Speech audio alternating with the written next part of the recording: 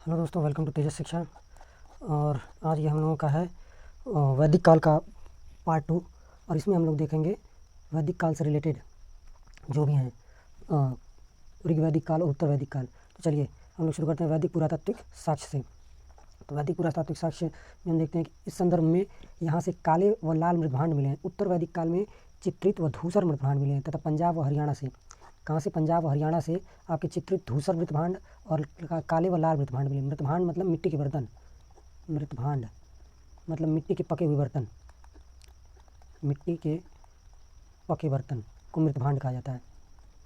और उत्तर व बिहार से लौह polish northern black polished where पाए गए हैं। नॉर्दर्न ब्लैक पॉलिश्ड वेयर मतलब काले मृतभांड पाए गए हैं। और वेदों को पढ़ने व समझने के लिए 6 वेदांगों की रचना की गई है। ठीक है, 6 वेदांगों की रचना की गई है वेदों को पढ़ने और समझने के लिए। 6 वेदांग कौन कौन से हैं? शिक्षा है, कल्प है, व्याकरण है, निरुक्त है और छंद है। शिक्षा, कल्प, व्याकरण, निरुक्त, छंद व ज्योतिष है। इसमें से आपके जो शिक्षा को नाक, वेदों का क्या बताया गया है कि शिक्षा जो है वो नाक है, और कल्प को हाथ बताया गया, और व्याकरण को मुख तथा निरुक्त को कान, व छंद को पैर बताया गया है, और ज्योतिष को नेत्र कहा गया है वेदों का। और शिक्षा में वेदों के शुद्ध उच्चारण के बारे में बताया गया है। शिक्षा में वेदों के शुद्ध उच्चारण के बारे में बताया गया है। कल्प में आपका क्या बताया गया है? कल्प में आपका विधि विधान लिखा गया है, तथा व्याकरण भाषा, कल्प में जो है आपका वो विधि विधान लिखा गया है आपका। और व्याकरण की जो भाषा है, व्याकरण में आपका भाषा की वैज्ञानिक शैली, व्याकरण में आपका भाषा की वैज्ञानिक शैली लिखी गई है, यहाँ कॉमा रहेगा। व्याकरण भाषा की वैज्ञानिक शैली। व निरुक्त में आपका, निरुक्त में वैदिक शब्दों की व्याख्या, और छंद में जो है वो श्लोकों की रचना के नियम, और ज्योतिष में भविष्य बताया गया है। ज्योतिष में क्या बताया गया है? भविष्य बताया गया है। और छंद में आपके जो है उस श्लोकों की रचना के नियम बताए गए हैं। और निरुक्त में वैदिक शब्दों की व्याख्या बताई गई है, निरुक्त में। और व्याकरण में आपकी भाषा की वैज्ञानिक शैली, और कल्प में विधि विधान बताया गया 6 वेदांगों की। और व्याकरण की रचना किसने की थी? पणिनि ने। वह निरुक्त की रचना कश्यप ने की थी। पणिनि ने व्याकरण की सर्वप्रथम पुस्तक कौन सी लिखी थी? अष्टाध्यायी। और स्मृति ग्रंथ जो है वो पद्य शैली में लिखे गए हैं। और परंतु विष्णु स्मृति जो है वो गद्य रूप में लिखी गई है। स्मृति ग्रंथ अधिकतर जो है वो पद्य शैली में है, और विष्णु स्मृति जो है वो गद्य रूप में है। स्मृति ग्रंथ में जो है हिंदू कानून व नियम लिखे गए हैं। स्मृति ग्रंथों में हिंदू कानून व नियम लिखे गए हैं।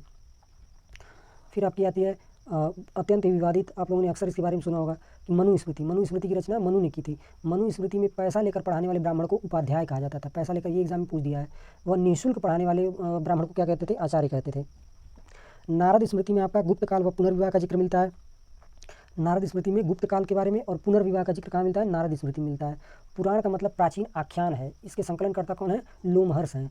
पुराणों के संकलनकर्ता लोमहर्ष हैं, मगर इसकी रचना किसने की थी? वेद व्यास ने रचना करी थी। ध्यान दीजिएगा आप लोग। और पुराणों की कुल संख्या कितनी है? 18 है। आप लोगों ने पुराणों का नाम सुना होगा ना, जैसे कि मान चलिए आपने नाम सुना होगा वायु पुराण, फिर गरुड़ पुराण। हमारे यहाँ जब कोई आपके एरिया में भी आप लोग देखते सुनते होंगे, जब कोई मर जाता है तो अक्सर गरुड़ पुराण का पाठ कराया जाता है। गरुड़ पुराण।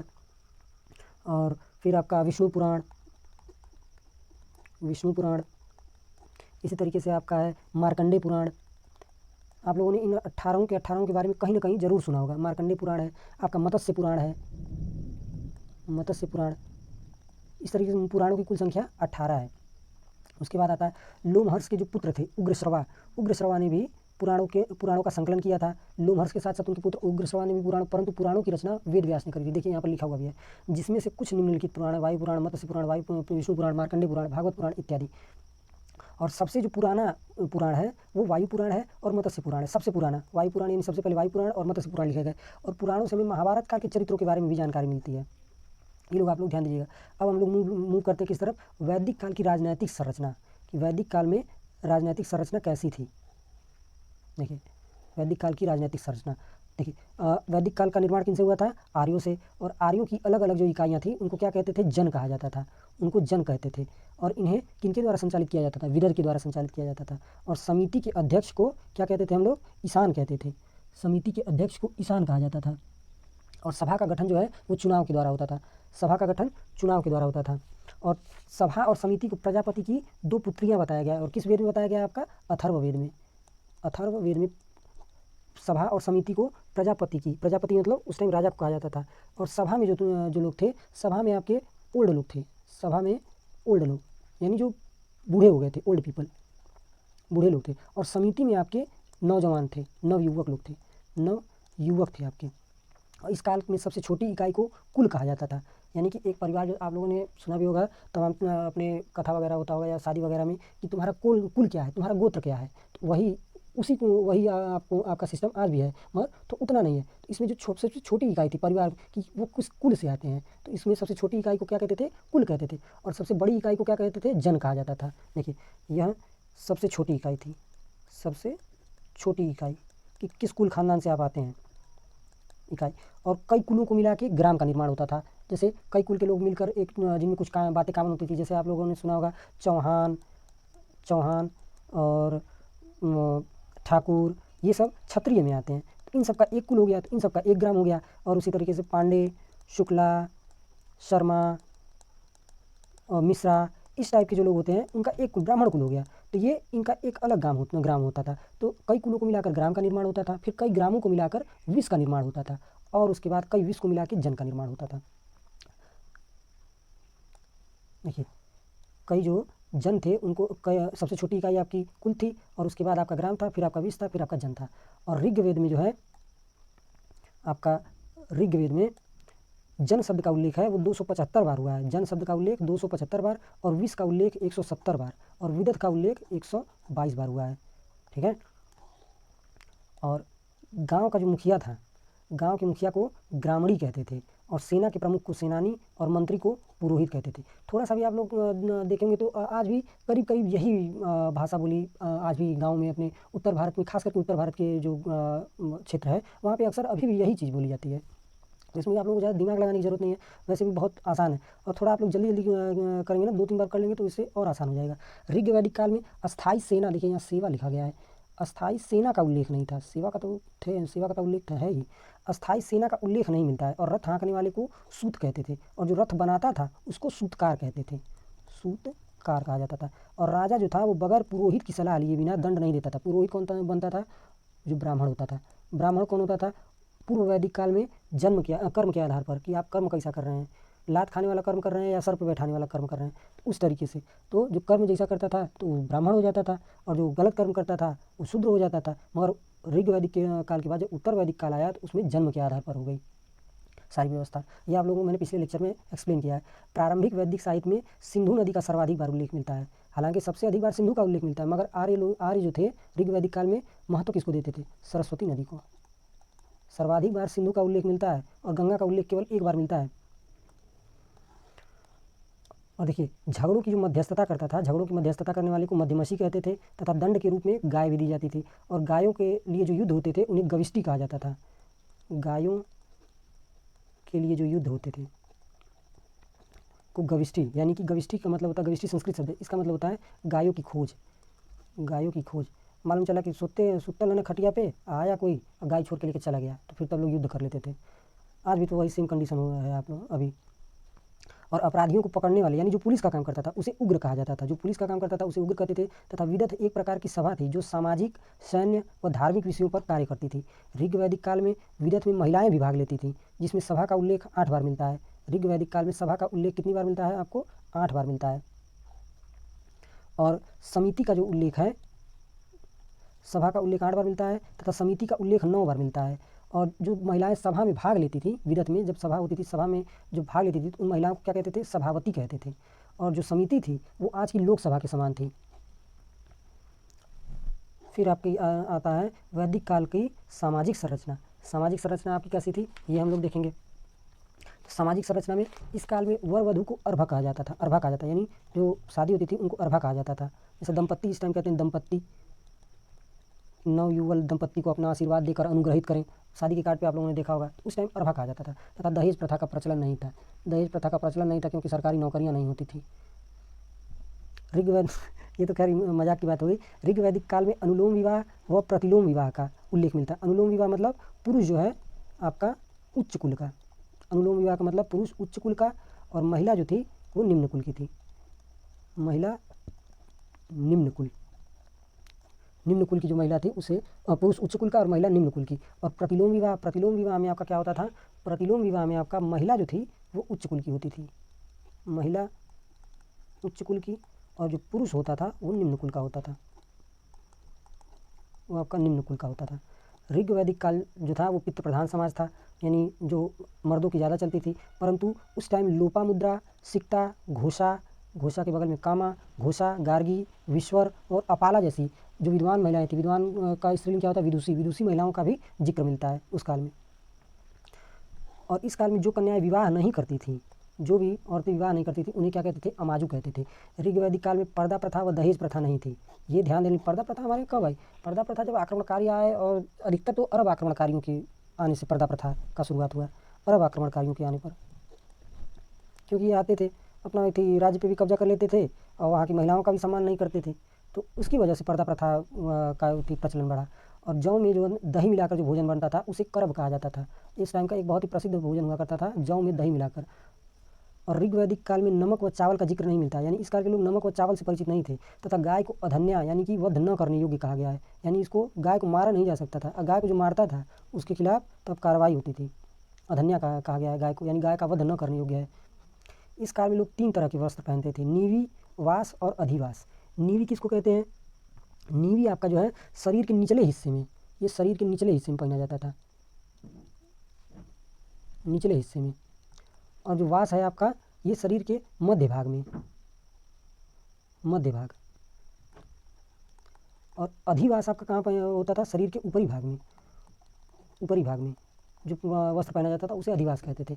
इस काल में स्त्री और पुरुष दोनों सोने के आभूषण धारण करते थे, और सोने के आभूषण को क्या कहते थे, निष्क कहते थे। दोनों सोने के आभूषण धारण करते थे और सोने के आभूषणों को निष्क कहते थे, तथा तांबे के आभूषणों को अयस कहते थे, अयस। और चांदी का उल्लेख नहीं मिलता है कि लोग चांदी का कुछ पहनते हों। मनोरंजन के लिए लोग घुड़दौड़ व रथ दौड़ का आयोजन करते थे। इस काल में दास प्रथा प्रचलन में थी, ऐसा नहीं था दास प्रथा थी नहीं, मगर अत्यंत कम थी। देखिए इस काल में बाल विवाह था, बाल विवाह होता था, दास प्रथा थी और पितृ प्रधान समाज था। ये तो इसकी बुराइयां हो गई, मगर इस टाइम दहेज प्रथा नहीं थी, पर्दा प्रथा नहीं थी, ये तो इसकी बुराइयां हो गई। पितृसत्तात्मक था, मगर इसमें अच्छाइयाँ भी थी। और उसके बाद आप लोगों देखिए, गायों के लिए जो युद्ध होते थे उन्हें खोजने को गविष्ठ कहा जाता था, ये हमने पहले ही देखा, ऊपर ही गविष्ठ कहा जाता था। अब हम लोग देखेंगे आपका आर्थिक संरचना, आर्थिक संरचना कि उस टाइम के लोग आर्थिक जीवन में क्या क्या करते थे।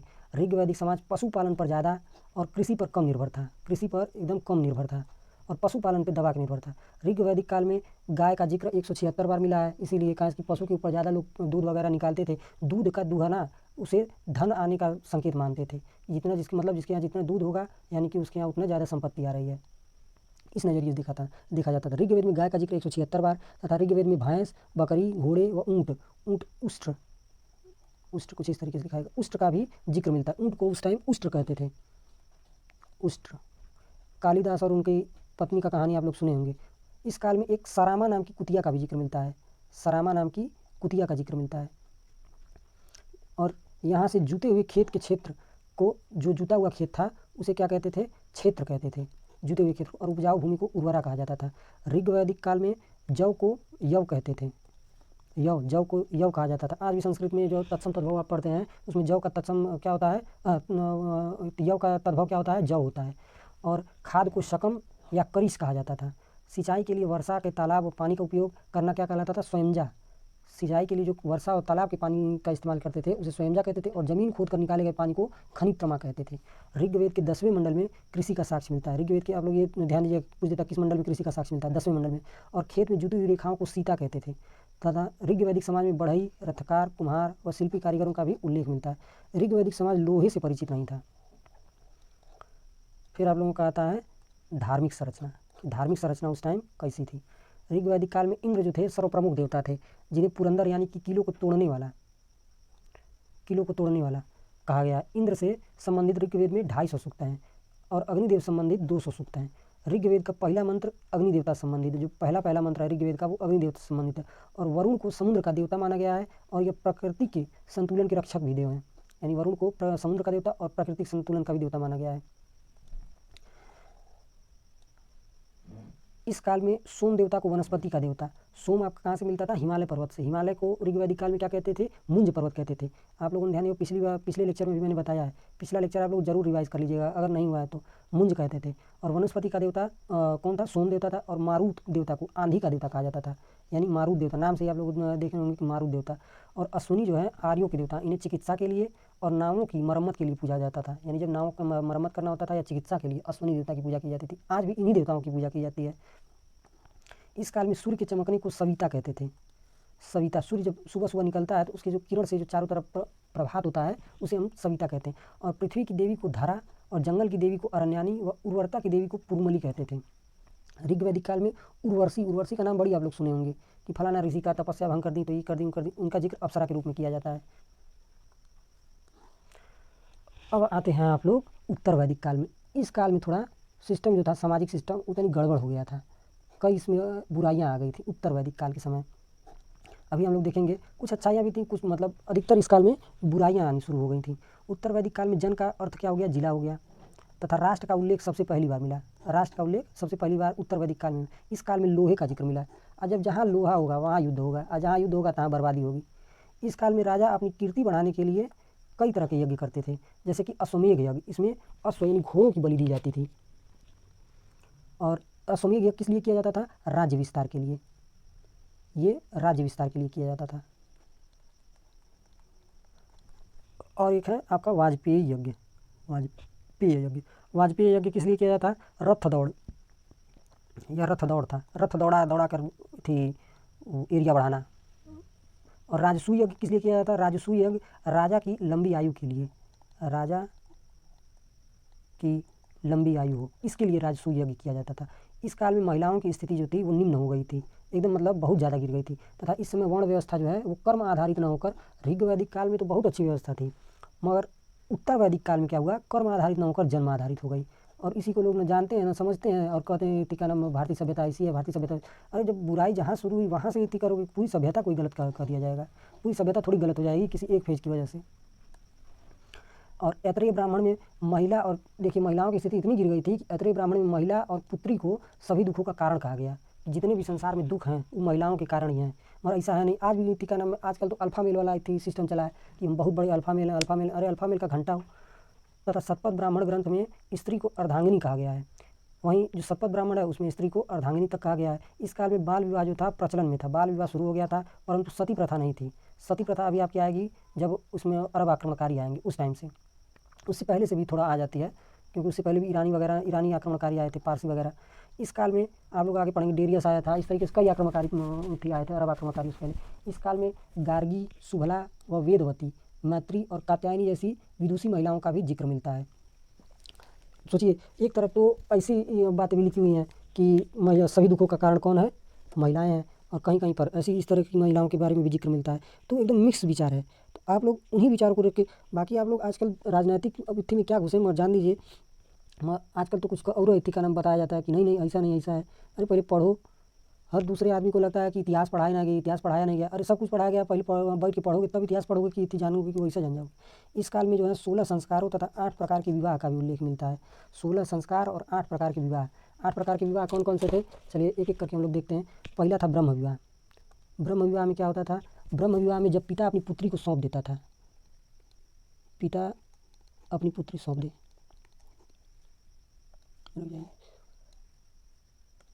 अपनी पुत्री सौंप दे। देव विवाह में क्या होता था? दैव विवाह है ये। दैव विवाह में जब पिता कन्या का दान करे, पिता जो है वो कन्या दान करे, पिता कन्या दान करे। आर्ष विवाह क्या है आपका? आर्ष विवाह जब पिता अपनी कन्या के विवाह में गाय व बछड़ा देता है, जब गाय व बछड़ा दे कि जाओ तू खाओ मस्ती में जियो, बछड़ा दे पिता। और प्रजापत्य विवाह में क्या होता है? प्रजापत्य विवाह में जब कन्या का पिता वर को अपनी पुत्री की रक्षा का वचन लेता है। जब पिता जो है वो वर से किसका वचन लेता है? पुत्री की रक्षा का, कि हमारी पुत्री की रक्षा करना, रक्षा का वचन ले। असुर विवाह, असुर विवाह में क्या होता है? जब खरीद कर, आप लोगों ने आजकल भी देखा होगा, मानो कई वो थी हरियाणा से कई रिपोर्ट्स आती हैं कि लोगों की शादियाँ नहीं हो रही हैं, काहे लिंगानुपात बहुत कम है, तो लोग खरीद के लेकर आ रहे हैं। बंगाल से, उड़ीसा से, जो गरीब स्टेट हैं, बिहार से, यूपी से, जो हरियाणा में रहने वाले लोग हैं जिनकी शादियाँ नहीं हो रही, वो खरीद के लड़कियाँ ले जा रहे हैं शादी करने के लिए, उसे असुर विवाह कहा जाता था। जब कन्या को खरीद कर लाया जाए,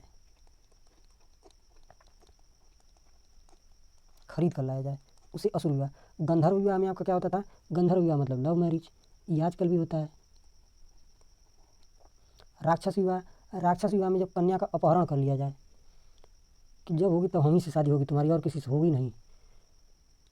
जब कन्या का अपहरण हो, और ऐसा नहीं कि सब उस टाइम जैसे आजकल कूल हो गया, तो उस टाइम कूल था, लोगों का सामाजिक बहिष्कार हो जाता था इस तरीके से, ये गंधर्व पैशाच विवाह या असुर विवाह करने पर। कन्या का अपहरण कर लाया जाए, जब कन्या का अपहरण कर लाया जाए।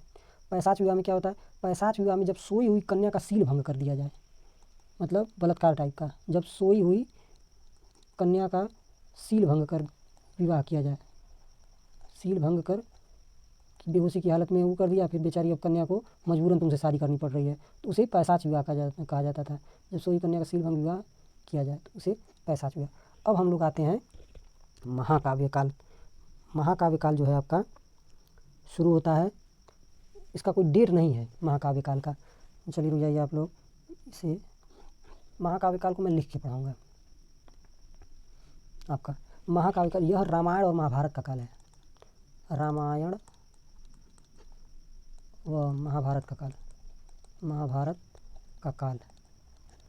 इसीलिए इसे किस काल से और नाम, इसे आर्ष महाकाव्य काल भी कहते हैं, आर्ष महाकाव्य काल भी कहा जाता है, आर्ष महाकाव्य काल।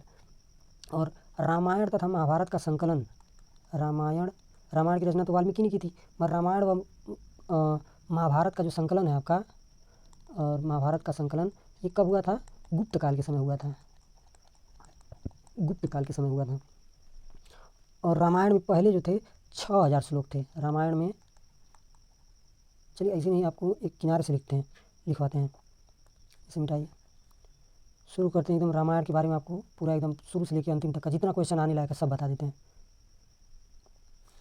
हेडिंग डालिए रामायण।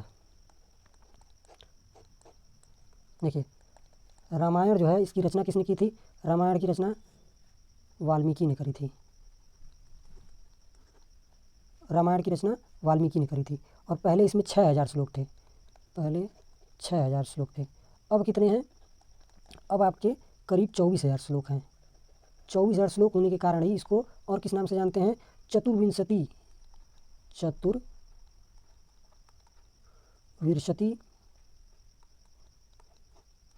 संहिता, चतुर्विंशति संहिता के नाम से भी जानते हैं। और उसके बाद रामायण का 24,000 श्लोक हैं, और इसमें 500 उपखंड हैं। रामायण में 500 उपखंड हैं। और कितने कांड हैं? 7 कांड हैं, 7 कांड हैं। और रामायण पर ही आधारित एक अन्य ग्रंथ लिखा है तुलसीदास जी ने, रामचरितमानस। रामचरितमानस किसने लिखा है? तुलसीदास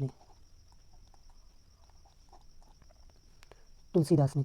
रामायण का अंग्रेजी अनुवाद, इसका अंग्रेजी अनुवाद किसने किया था? अंग्रेजी अनुवाद आपका किसने किया था?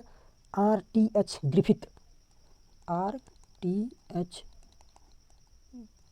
ग्रिफिथ ने अंग्रेजी अनुवाद किया था इसका। और उसके बाद इसमें जो उर्दू में अनुवाद, इसका उर्दू अनुवाद किसने किया था? उर्दू अनुवाद राणा लखनवी ने किया था, राणा लखनवी ने किया था उर्दू अनुवाद। फारसी अनुवाद किसने किया था और किसने करवाया था? फारसी अनुवाद अकबर ने करवाया था, और इसका फारसी अनुवाद बदायूनी ने किया था, बदायूनी ने इसे फारसी में अनुवादित किया था। ये सारी चीज़ें रामायण की चल रही हैं अभी। फारसी अनुवाद हो गया, और उसके बाद आपका बांग्ला में अनुवाद, ये सारा पूछ लेता है कि फलाना भाषा में रामायण का अनुवाद किसने किया था। बांग्ला अनुवाद जो है आपका, वो कीर्तिवास ओझा ने किया था, कीर्तिवास ओझा। बांग्ला अनुवाद हो गया आपका। फिर उसके बाद आता है तमिल अनुवाद किसने किया था? कंबन ने। तमिल अनुवाद कंबन ने किया था। और तेलुगु में अनुवाद किसने किया था? तेलुगु अनुवाद, तेलुगु अनुवाद आपका किया था भास्कर ने तेलुगु अनुवाद किया था। और इसमें सबसे छोटा जो कांड है वो किष्किंधा कांड है, रामायण का सबसे छोटा कांड, सबसे छोटा कांड कौन सा कांड है? किष्किंधा कांड। किष्किंधा कांड, किष्किंधा कांड में ही बाली की हत्या होती है। और सबसे बड़ा कांड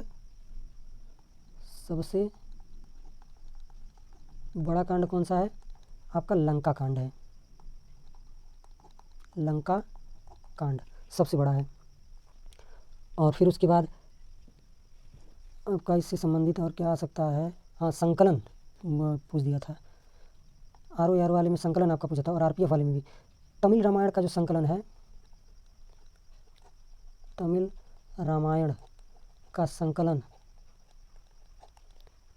का संकलन चोल राजा कुलोत्तुंग तृतीय ने करवाया था, कुलोत्तुंग थर्ड, चोल राजा। और तमिल अनुवाद कंबन नामक कवि ने किया था, जिसे तमिल जो अनुवाद है उसे रामा अवतार के नाम से किया था। जो तमिल अनुवाद आपका है ये उसे रामा अवतार, रामायण को नाम दे दिया था रामा अवतार, कंबन ने रामा अवतार तमिल अनुवाद में।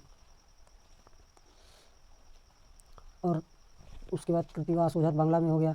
और सच्ची रामायण जो है वो तमिल भाषा की 20वीं सदी का काव्य है। सच्ची रामायण ये रामायण से ही इंस्पायर्ड है। सच्ची रामायण कहाँ गया? सच्ची रामायण ये नहीं कि ये दूसरी वाली रामायण को झूठा बोल रही है, टाइटल है, बुक का टाइटल, इसे आप लोग दूसरा मत समझ लीजिएगा। सच्ची रामायण जो है तमिल भाषा की है, तमिल भाषा की। और ये तमिल भाषा की 20वीं सदी का काव्य है, जिसे रामास्वामी आयंगर ने लिखी है। 20वीं सदी का यानी अभी हाल ही फिलहाल की है, रामास्वामी आयंगर ने लिखी है। और फिर उसके बाद आपका आता है महाभारत। सभी लोग हेडिंग डालिए महाभारत।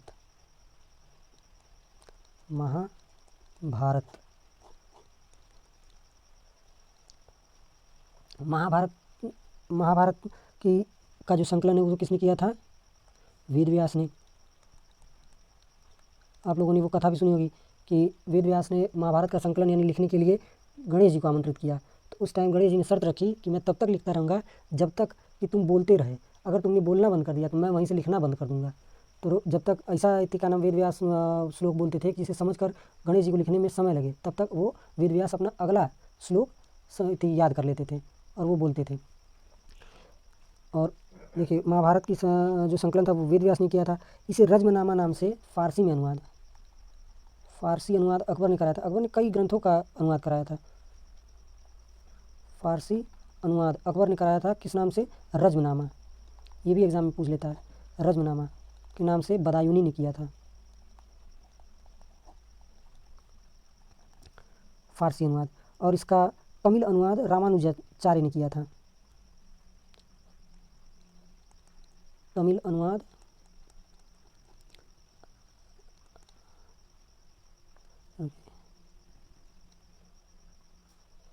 रामानुजाचार्य ने इसका तमिल अनुवाद किया था। अंग्रेजी अनुवाद किसने किया था? अंग्रेजी अनुवाद आपका किया था किसारी मोहन गांगुली ने। किसारी मोहन गांगुली ने अंग्रेजी अनुवाद किया था। और बांग्ला अनुवाद काली प्रसन्न सिंह ने किया था। बांग्ला अनुवाद काली प्रसन्न सिंह ने किया था, बांग्ला अनुवाद। और फिर उसके बाद आपका हिंदी अनुवाद जो है वो गीता प्रेस गोरखपुर ने किया था, क्योंकि महाभारत तो मूल रूप से संस्कृत में लिखी गई थी।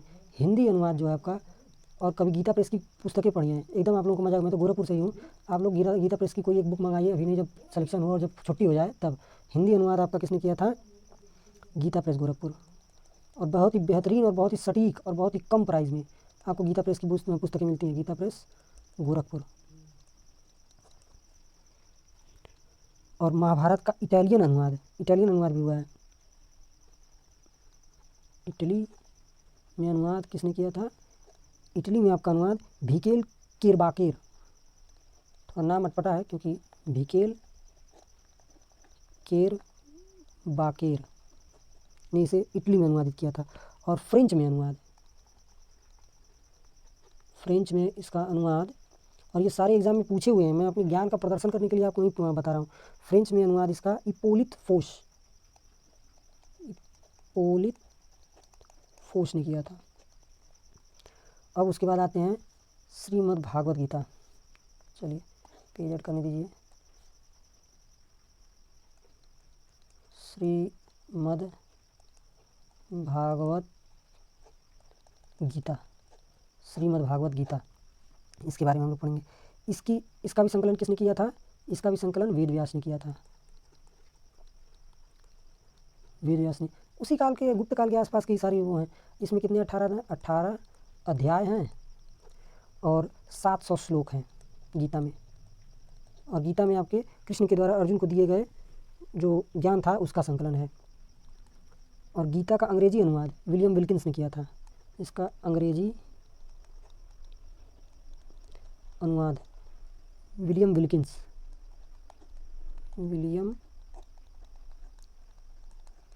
ने किया था, अंग्रेजी अनुवाद। और उर्दू अनुवाद, इसका उर्दू अनुवाद हुआ था मोहम्मद मेहरू अल्लाफ के द्वारा। और अरबी में इसका अनुवाद, किसने किया था? अरबी में अल फतेह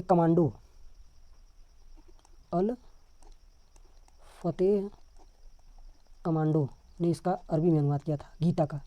और आपका रूसी अनुवाद, रशियन भाषा में रूसी अनुवाद गीता आप लोग अक्सर बड़े बड़े बिल गेट्स से लेकर हर किसी के पास देखते होंगे, टिम कुक, एलन मस्क, हर कोई, और यहाँ तक कि जो ओपेनहाइमर थे, अभी आप लोगों ने उनके ऊपर मूवी भी देखी होगी, वो तो एकदम गीता की एक एक अक्षर सा उसे फॉलो करते थे।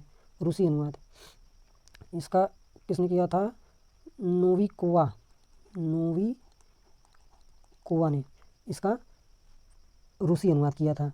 इस तरीके से हम लोगों का वैदिक काल जो है आप लोगों का समाप्त होता है।